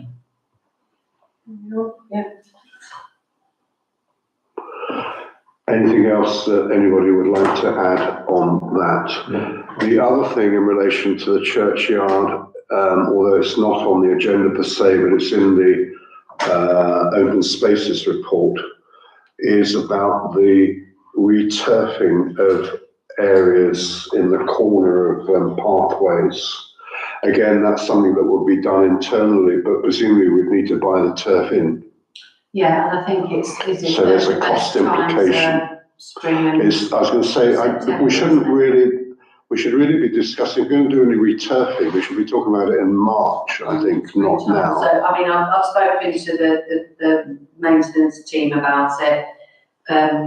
They're not convinced, because they said even if we put barriers around it, they don't think the children will avoid the I was going to say, I think what worries me is what's known as opportunity pathing. So we could put lots of new turf down there in the early spring, when one should put turf down. You shouldn't do it now, realistically. And within 6 weeks, it will be worn out because they will just walk across it unless you erect. I don't know. Achievements. They're your pupils, Ian. What we do is stop them walking on the ground. They're not all of them. Unless we built some little planters or something in the corners, but they can't. Do you want me to have a chat with the head gardener and see if he's got any clever ideas? Yeah. He's helped us, we could see if he could help us out. I mean, he might have some ideas, Mark, Yeah, he's a nice man, but we're not talking until later. No. Chat. So we're going to park that. I mean, I think Just a quick question. If it's going to be walked over, are we just replacing it for no real reason? Why don't we just put down something else which is? well, I was going to say, I think what we need to do is go back and look at what the other options might be, Yeah. because there's no point flogging a dead horse. There's no point turfing it year after year after year. And it may be that we need to essentially expand the path, but let's park this and then look at what other options might be. When would you do that? Okay? When would you look at the options? January next year, early next year? well, it's something we've looked at before. I think I got quotes in 2019 Yeah. for expanding the. You might find something pop up on my spreadsheet that I work out with Lisa about Okay. it. Yeah, okay. Okay. Right, sorry, so we're now on to the cemetery and a bench in poor condition. Well, we know people that knows a lot about benches. That's gone now, that's been removed. I was gonna say, We'll that's- remove one at some point. Yeah. So again, there's nothing that we need to really say about that, is there? That's No, not at the all moment. moving ahead. Just on the cemetery, really quickly, the builders of that new Riverview estate, they've left a strip of land and they've told me, or the workmen, or the foreman has told me that that's been left because it's for the graveyard, apparently. Yeah, Have there been any further conversations about whether we're going to expand or how we expand the cemetery into that space? gosh, how long do you want? Is that the bit between, Between Warren Bridge and the new Yeah, I development? think that's the bit that's just got planning permission. Yeah, Oh, is it? Yeah, so I think they do a dummy or got it wrong. That's that little bit of field. Yeah. That's maybe like 9 houses on it. Oh, is it? I thought that was being given to us. We did as well, Yeah. yeah. It's the other side, isn't it? It's the other side of the lodge. Again, preempting it somewhat, but again, already on my drafts template spreadsheet, there is a row that says incorporating the land from David William Homes and the budget, part of which will be legal costs because we'll have to actually take ownership of it and everything else. But it's actually more likely to be next year rather than this year. And we will also have to make a decision how we use that land. I don't think we should automatically assume it will be used in the same way as the other parts of the cemetery. Okay. But until we know exactly what the land is and the size and everything else, we need a full proposal. Okay. Okay, does that answer your It question? does. Right, sorry, Jones Strong, nothing for consideration. Market, here we do have an issue.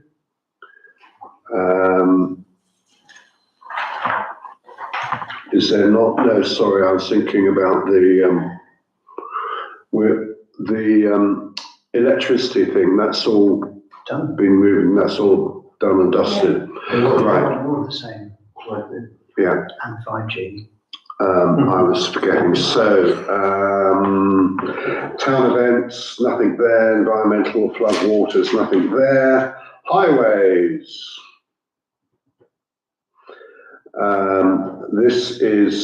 We are asked to discuss an updated presentation to full council regarding discussions with the highways about reinstalling bollards and bike racks. We've been asked to discuss and approve costs of around £2,000 for the bollards as requested by full council. Shall I give you an update? So, yes, I would like to have an update. That would be great. Well, the update is that there is no proposal at the moment because we've been quoted around 2,000. We told verbally it's around £2,000, but we can't get a proper quote until the NNC engineers have been out to look at where the bollards go in to determine what kind of bollards we need and whether we need any further repairs to the insert, for want of a better expression. So this is just, as it says in there, it's information only. There's no actual proposal at the moment to replace the bollards. There will be, but there isn't at the moment. And the proposal will come to this committee or full council, It'll come to the presumably? Estates because it's an estates matter. Because what I'm not clear about, and I think we probably do need to have some clarity, is if we being OTC are paying for the bollards, we're effectively making them as a donation to NCC. My understanding, we dropped it actually, and you were at the same meeting. My understanding was we would buy the bollards, we would own the bollards. We would own the bollards, Because we can. even though they're not on our land. Yeah. Okay. But we put them in under NNC's license. The other option was that NNC put their own bollards in, and they charge us £5,000. £5,000. So we buy them under license, we put them in. But before we can even apply for that, we did the NNC engineers out to look at what the consequences and requirements are to put the bollards back in. But we'll put them back in. Will this also include, but what I'm getting confused about is the kind of agreement we need to do this in the first place. And will that include not just a statement about the fact that we will purchase those, but do we also then have responsibility for maintaining them? We will, which is why this was about CCTV, I've said maintenance. I haven't said anything about maintenance, but if we buy them, we'll have to maintain them, yes. Okay. But I haven't asked for that. I was going to say, but as yet, we haven't a proposal to respond to. But at the moment, we don't have a maintenance budget for benches in the marketplace that we now know that we own. So that's a separate question. Yeah, we've got a street furniture budget for this. So I don't quite know what we're discussing because we haven't quite got. I was going to say, well, this is why I'm getting a bit confused, because we actually don't have anything. But Edward just asked me to put it on here, and I think her instruction was to approve the cost. So there is no cost to approve because I don't know what the cost is, because I don't know what the requirements are.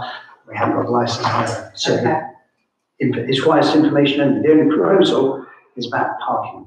Okay, so Ian, you were just I about to was say just something. wondering if we could approve the idea, but we probably can't until the numbers are in there. Well, we can approve it subject to a proposal, but without a proposal, it's almost. And the proposals have to be Yeah, I was received gonna 3 say weeks it's- before the meeting anyway. No proposal has been made, so there's no discussion to be held. So it's a bit of a mute issue, realistically. Quite. All I'm just saying is that when we do have a formal proposal, I want to ensure that there is clarity about ownership and maintenance. I agree. So with that, let's move on and to the next issue of the town CCTV.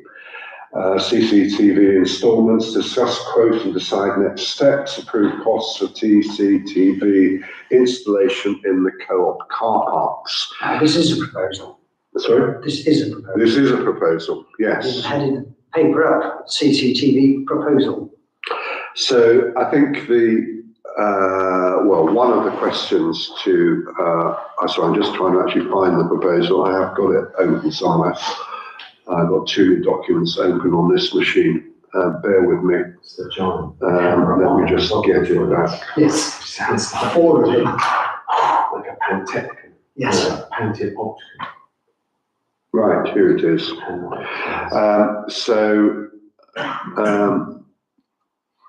I've got now both the quote, why won't it open up simultaneously, and the proposal. So, who wants to talk to the proposal? John? I'll jump in. I've got nothing to add.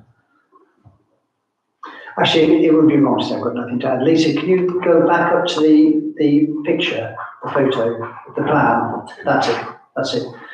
So originally, this rose out of the crime report, which has already been presented to council and accepted. There's no CCTV coverage around the car park. This would give us that CCTV coverage. We had a little bit of a discussion with Councillor Pullen, who wanted one putting on the St. Lane as well, but we've already got one there. And I'm assured by Lisa that the one that overlooks down St. Austin's Lane and these 4 would obviate the current blind spots.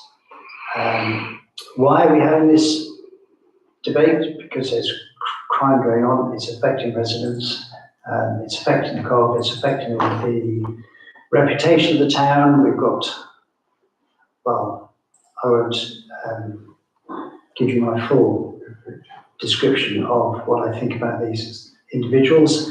We've got Scroats coming in from Corby and other areas that are just creating a mess, and there's no sanction. We've been told that there's 1 individual who's been arrested. I don't know what's happened to him. And on the basis that deterrence is the best we can hope for, along with other measures within the crime report, CCTV on green in that map would give us the coverage I think we require to help the police, to help deter criminals, to at least record criminals if they do shoplift or cause other problems. It also gives us access if there are other accidents. And I'm aware, Lisa's told me of an incident on St. Austin's Lane where our CCTV coverage helped. So the proposal is we invest just shy of £4,000 to install 4 cameras. I'm not proposing live feed into the co-op. I think that would be a step too far. There's no maintenance costs being quoted. So this proposal is subject to maintenance costs being satisfactory. I'm ready to take questions. Ian? I had a couple of questions. You mentioned a GDPR point about the live feed. What would that be? I don't think, given all of the other cameras are within our control, we don't want to cede control of the information or the feed to a commercial organisation. Data. And just on that basis, the recording hub would go in the cleaner's cupboard in the toilet. Yeah. We can receive all the stuff here from the present system. Would that be receivable here as well? Or would It's we have to- receivable in terms of you go down and retrieve the box and exchange the box. Is that what we do at the moment with the other systems? Pardon? Is that what we do with the other 4 systems at the moment? They did look, when we had the upgrade of the existing ones in blue, we did look into being able to have live feed, but we decided against that because it was quite problematic to set up and quite costly. And we'd always had the system where when there was an incident, you identify which camera, you bring the box back, you watch the footage, you download the footage for the police, so there was never any issues. So we decided to stick have better cameras, but then stick with the procedure that we're used to and that works okay. So it's sort of saying, I don't see any imperative for live feed. no. I mean, if you were in a situation where there was constant daily struggles and problems and you've got somebody dedicated to sitting there watching it, then that's where you need it. I don't see a need to touch wood. And also, not just us watching it, the ability to have the police go and deal with it immediately. Yeah. Because we could look at it live and then 3 days later the police turn up. So Absolutely. why would we have that cost? Yeah. And then I'll try and wrap up. Yeah, second point on sort of the same sort of thing is I think our signage needs to be better. Yeah. And is that going to be dealt with in the proposal? I couldn't find any sign. I haven't mentioned signage because I think at the moment, the stuff we have in the town centre sort of says there's CCTV, but I don't think it says who the data is stored with. And that's. Is that a legal requirement then that we should specify? I believe it should do. Yeah. there's a legal requirement to tell people that the images. Yeah, we've got signs up that this area is covered But we by. don't say it's town council. They just say that the area. is- Okay, I'll make this proposal then, it's subject to, I will look at the signs as well too. Okay, and my last point is, we know that a lot of this is out of town anecdotally, but lots of the stuff you hear and you see, there's people in the marketplace. And they're on CCTV, but it doesn't seem to relate to it. So why do we think this CCTV is going to prevent the same behaviour that our present system doesn't prevent? Or why do the police think it will? My understanding was, and that's a very good question, my understanding was that if they wanted evidence from the CCTV cameras, they would ask for it. If they haven't been asking for it, then that's a conversation we should be having with them. I thought that had been discussed, and the impression I've got is that had been discussed at the town meeting at the co-op. Well, I wasn't there, but it's got to come from them, hasn't it? We can't Yeah. offer them, No, because we can't look at it no. until they ask us to. Mhm. So I just worry that we're going to spend £4,000 on a system that. I think that's a very good question. I think perhaps in the light of that, I withdraw this proposal. If police are coming to the council meeting on the 21st of October, we can ask them the question then. And if we're satisfied that they will use it, I'll bring this back. If they're not going to use it, or they've got no reason to use it, or they can't convince us that they'll use it, your point is right, why are we spending money? To speed things up, is it worth us supporting the motion now? In on that principle. premise? Well, I've said within there, if we've got the money, I don't know where the budget is. There isn't. If there isn't a budget, then we have to go to full council. Anyway, so I can bring it back to full council, but I would like to do that with the support of this committee. There's nothing specifically in the estate budget for this year to cover that. So I think it would have to go back to full council, assuming we agree it in principle, in order to decide where the monies are going to come from. I just want to just clarify a couple of things. What's the co-op's involvement in this? Oh, no, sorry, let me just go back a bit. This is being recommended as a result of the police's suggestion, because they've been involved in all the incidents that we've heard about. It's not 100% clear to me who exactly initially suggested it. All I know is that at the meeting, which included the police, the NBCP, the co-op, and 2 residents, David Fuller. And we've had those reports back to full council, so it's coming out of that discussion essentially as a result of those interested parties, and those are all. So that then leads me to the second thing: is what's the co-op's involvement? I mean, it's clearly got are the cameras being literally put on co-op buildings. It's going on the toilet. That's Oh, it's right. Okay, I wasn't quite sure about that. Yeah, it's going on top of the toilet. So,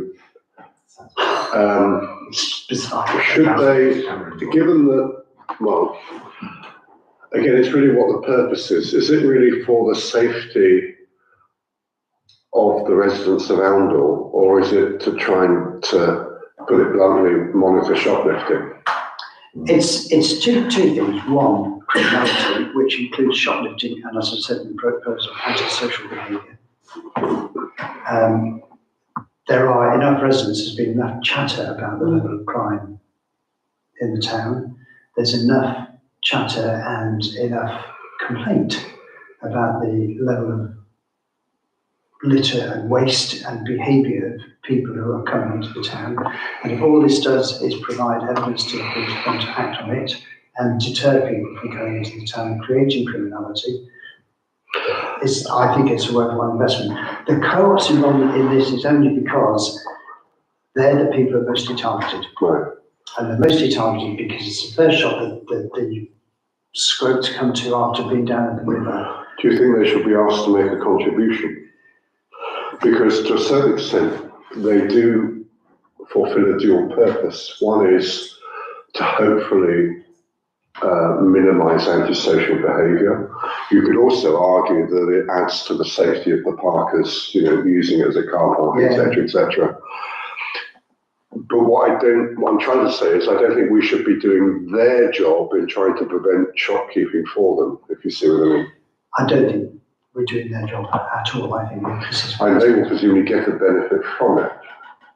So they are already investing £10,000 into the Northampton Business Crime Partnership. Right. They're already investing through giving staff time to go and spend time doing community-based stuff. There were other things that were mentioned in the crime report. Okay. Instinctively, I'd be reluctant to go back and say, we want to protect the town, we want to protect the car park. But because you're part of the problem, we want you to contribute to it. When they're already contributing quite a lot. They need to be aware, I think, sorry just to draw this out, but if we're installing and if we're paying for it, if they have a shoplifting incident, they cannot see we cannot give them footage, you realise that? No, we give it to the police. Yeah. We can't see it. Yeah. And as long as they're aware of the implications of all of this. I think when this was discussed a couple of months ago as well, we talked about the co-op gymming in, and I think there's, as my understanding is, you have a data controller, you have a data controller. It will be our data or the co-op's data, and then we're sharing it. It's our data. It's massive, yeah. So keeping it within ourselves. And the only other thing is the crime partnership. Do they ever do grants for? Do they ever? Do grants for small towns getting CCTV? I know the Fire and Crime Commissioner has done speed camera grants, and she's just done a big CCTV campaign in Kettering. So whether we could ask for more funds as well. But I suppose I can follow that up. Yeah. I can follow that up. Yeah. is there a proposal tonight that we support the owner in principle, subject to the police? So I'm going to try and sum up if we can. Sorry, John, do you want to just respond to that? If I respond to that and then just make a proposal, I would like to take this forward, but I think the two things that have made me hesitate a little. Number one, the point about the police not taking other data, so will this make any difference? Let's quiz Declan on that on the 21st.